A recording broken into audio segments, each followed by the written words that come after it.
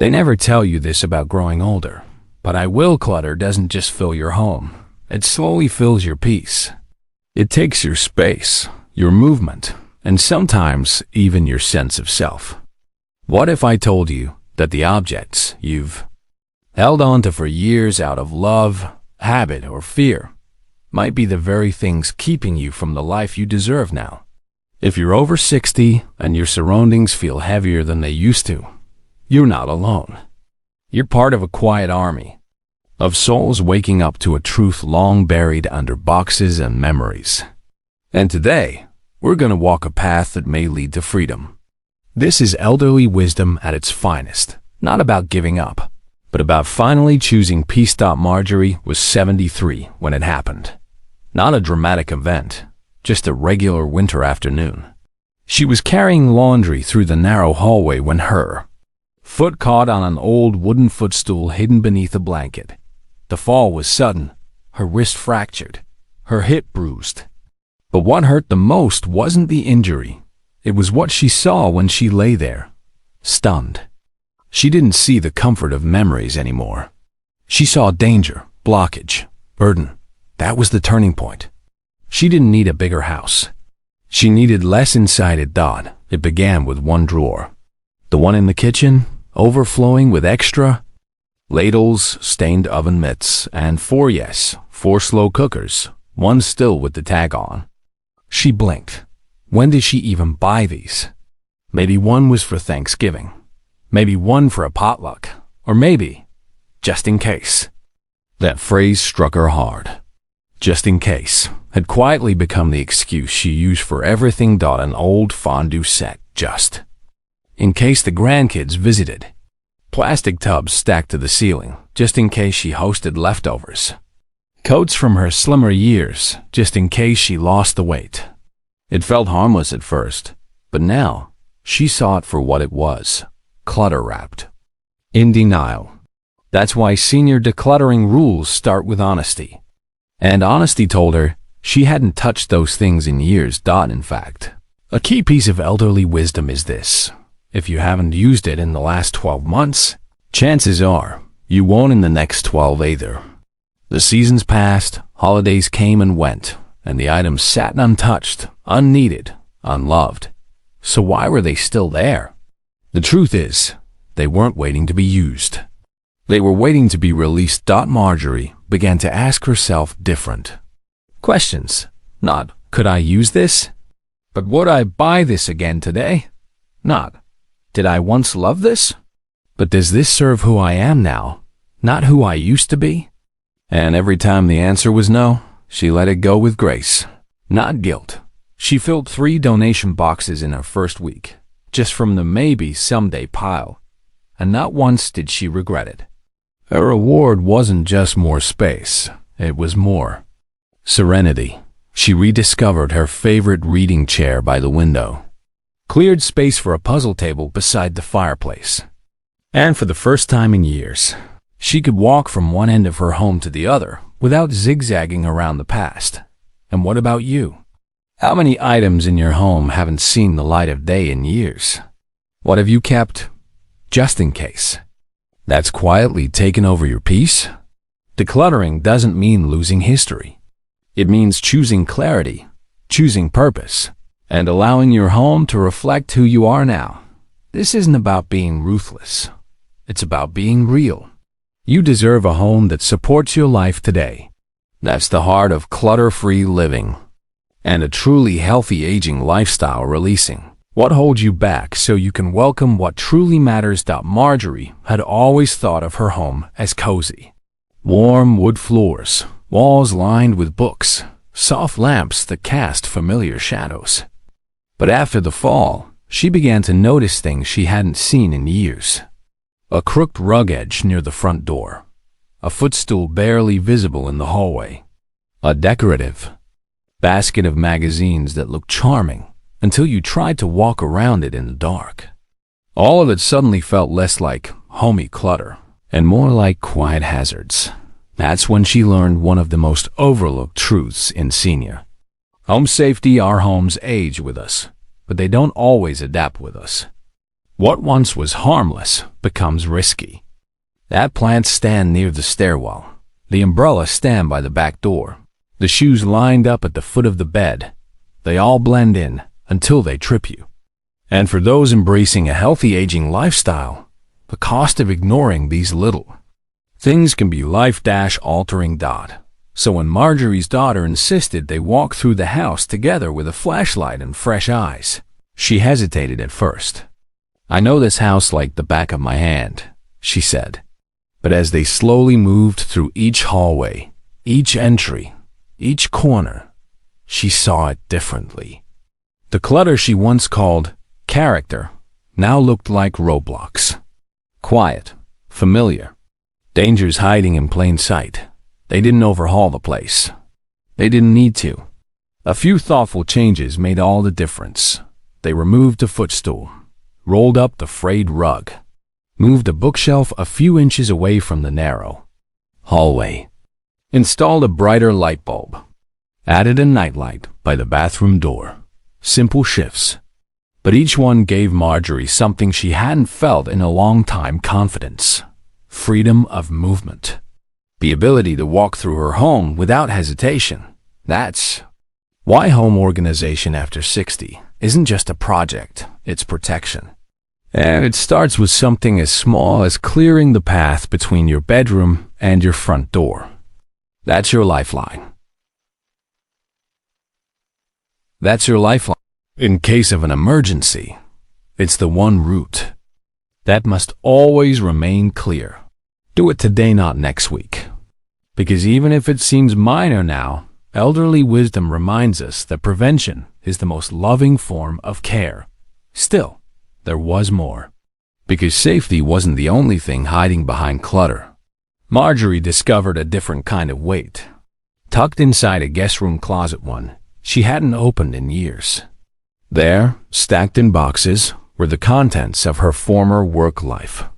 Paper clips, staplers, sticky notes, project folders, conference name tags. A calculator she hadn't used in over a decade. A stack of business cards that hadn't mattered since she retired. It wasn't junk. It was history. A part of her that once mattered deeply. She stared at it for a long while. What was she holding on to? The supplies? Or the feeling of being needed?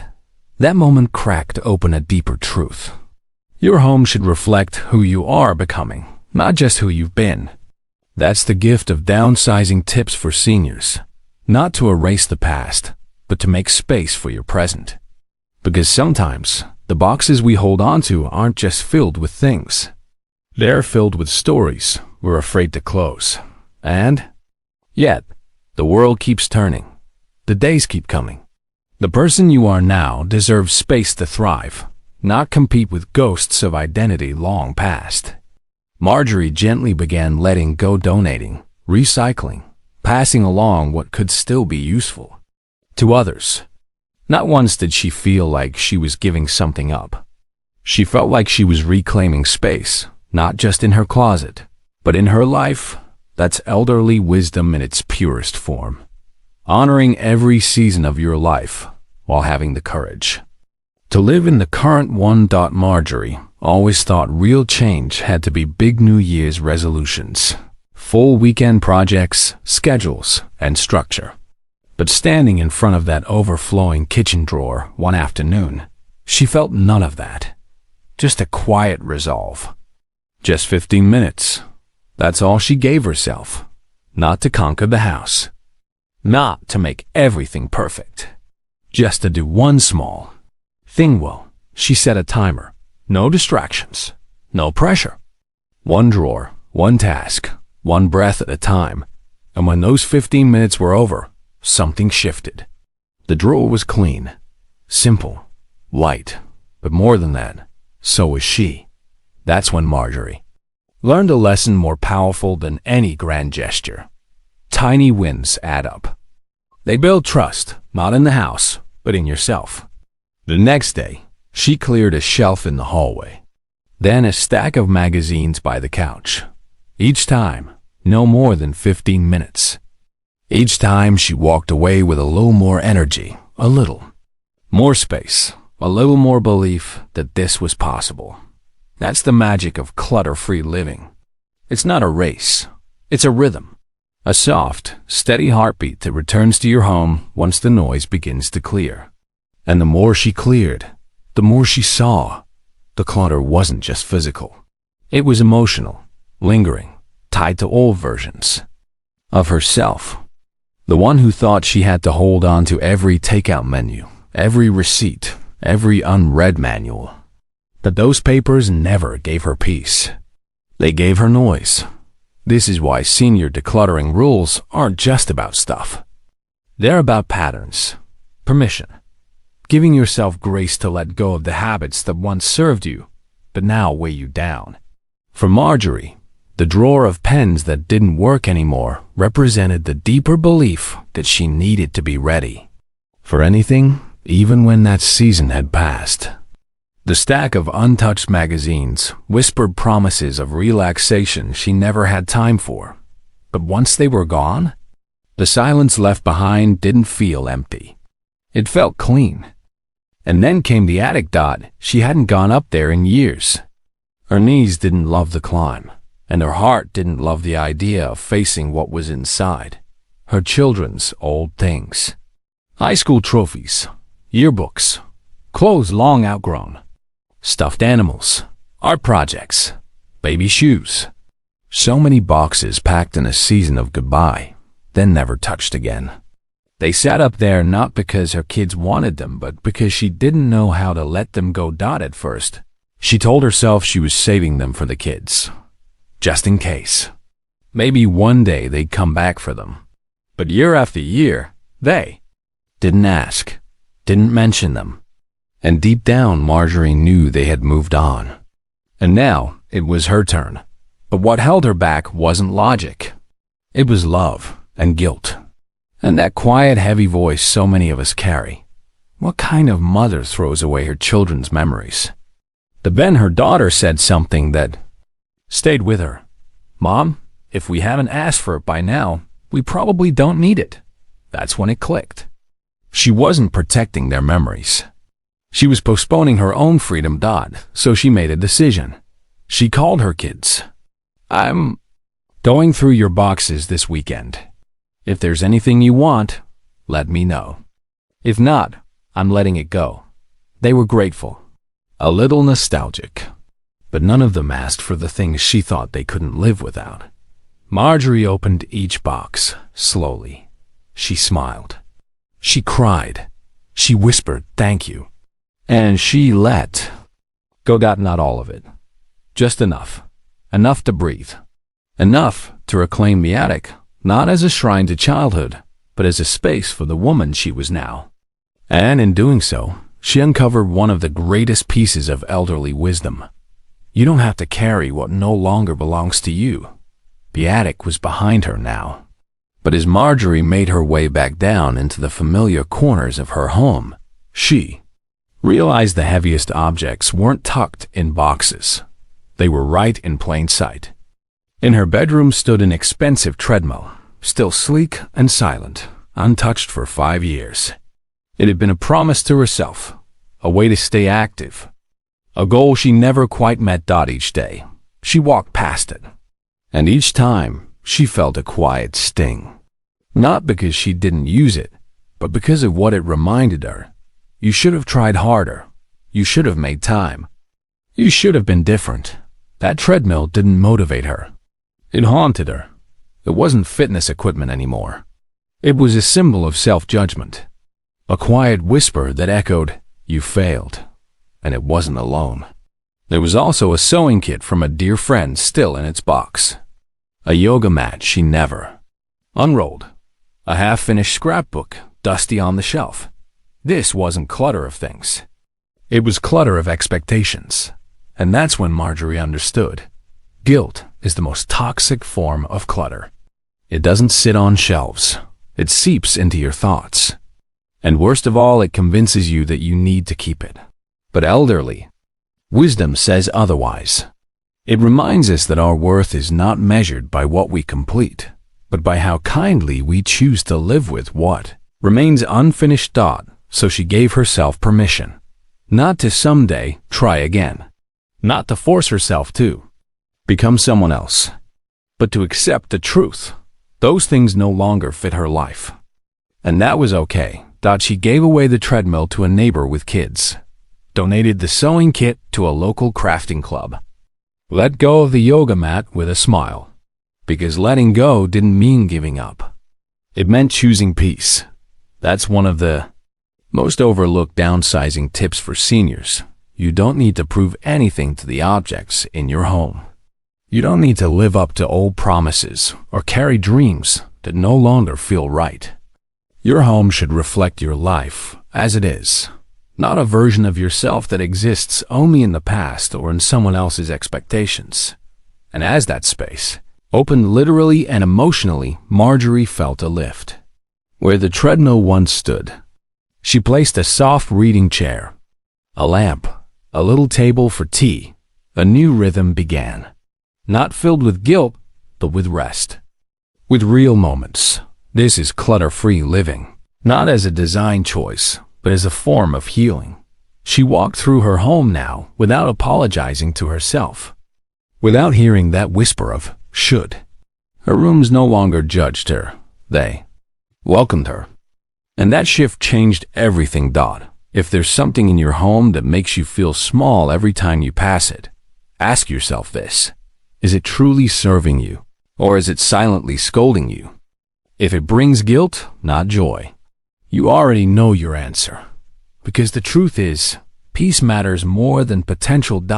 And your space, your sacred space, deserves to reflect who you are now, not who you once hoped to become. Marjorie stood in the center of her living room one quiet morning, sunlight pouring through the windows. For the first time in decades, the room didn't feel cluttered. It felt open, still, clear. And that's when it hit her. She had made space not just in her home, but in herself. This was never just about boxes or broken lamps or dusty books. It was about identity, about permission, about finally acknowledging that life had changed. And so had she. Because for years, her home had quietly told the story of who she used to be. A mother, a secretary, a woman who once rushed out the door in heels and lipstick, whose kitchen buzzed with birthday cakes and PTA flyers. A woman whose hands were always busy and whose shelves were always full. But now the kids were grown.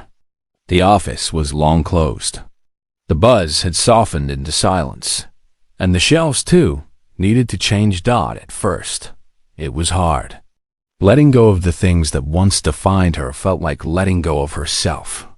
But slowly, as each drawer was emptied, as each unused item was donated, as each corner began to breathe again, she realized something beautiful.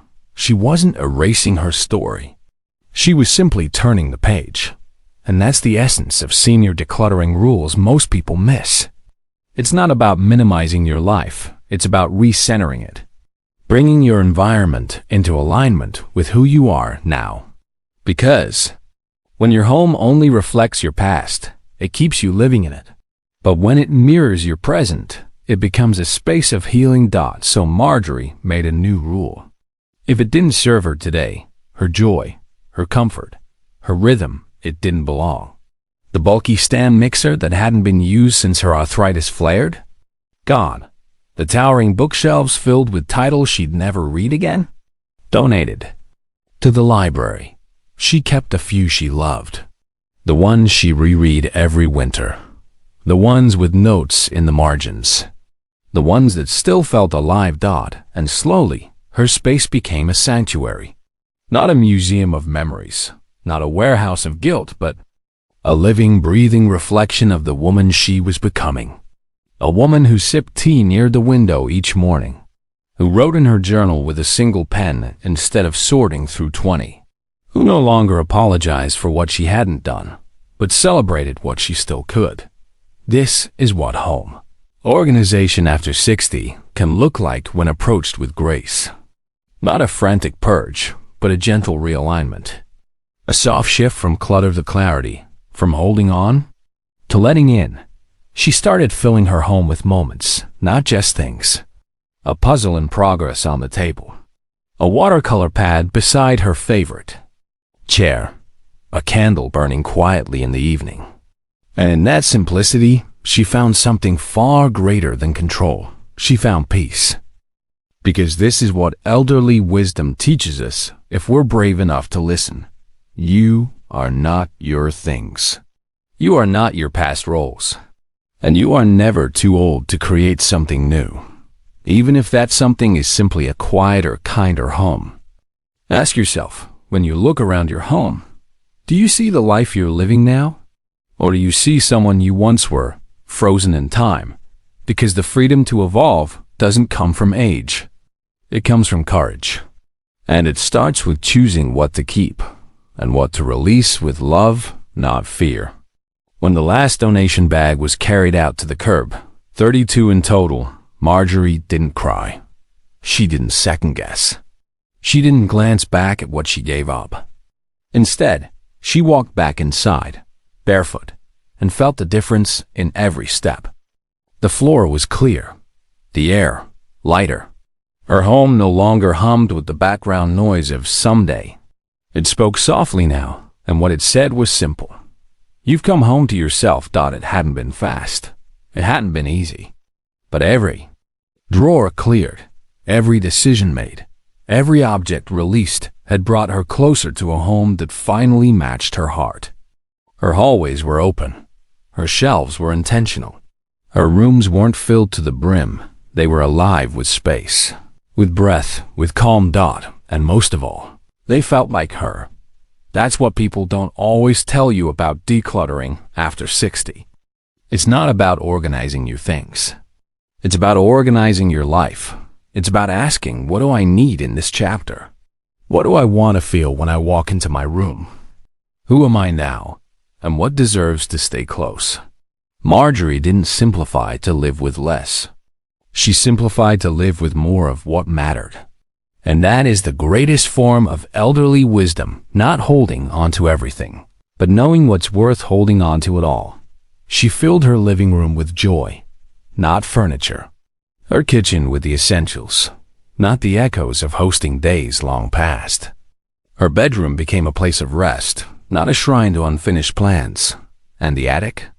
Empty, waiting, not for old boxes, but for light, for air, for possibility. And maybe now, it's your turn. What in your home feels like a weight you've carried too long? What do you pass by each day that reminds you not of who you are, but of who you feel you should be? If there's something in your life, your closet, your attic, or your mind that doesn't serve your peace, maybe today is the day. You let it go with love and without apology. Start with one drawer, one corner, one breath. Because declutter regret-free living isn't about loss. It's about making space for peace, for safety, for joy. For you. If Marjorie's journey spoke to your heart, if it reminded you of your own quiet struggles and your own quiet strength, then we invite you to stay with us on this path. Like this video. Subscribe to the channel for more gentle, practical guidance designed for this season of life.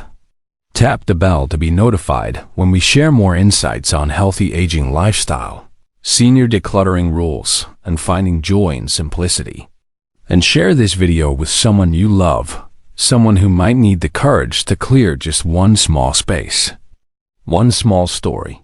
Because freedom, like healing, starts small, and you deserve every bit of it.